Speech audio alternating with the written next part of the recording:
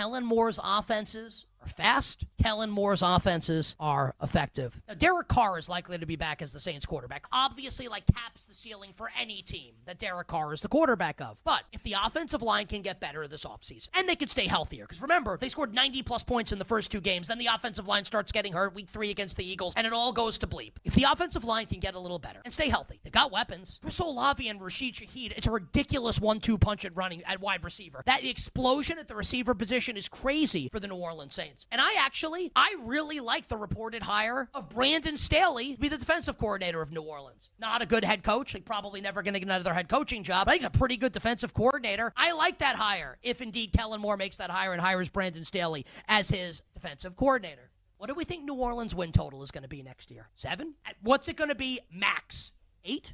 Doesn't that feel a little high for the New Orleans Saints after what happened last year? Maybe I'm wrong. Maybe it will be 8. Maybe it'll be 8.5. I sincerely doubt that. 7.5, 7? You're telling me in this division where Liam Cohen's gone from Tampa, Raheem Morris can't manage the clock for the Falcons, and everyone's going to be so hot on the Carolina Panthers, right? After the way Bryce Young closed the year. Kellen Moore and his offense, Brandon Staley running the defense, get a better offensive line in front of Derek Carr. The Saints can't go 8-9 next year. Can't go 7-10 next year. I actually think that my favorite NFC South related win total, obviously before the numbers come out, before free agency, before the draft, reserve the right to change my mind, pencil not pen, would be the New Orleans Saints win total over with Kellen Moore now the head coach of the team.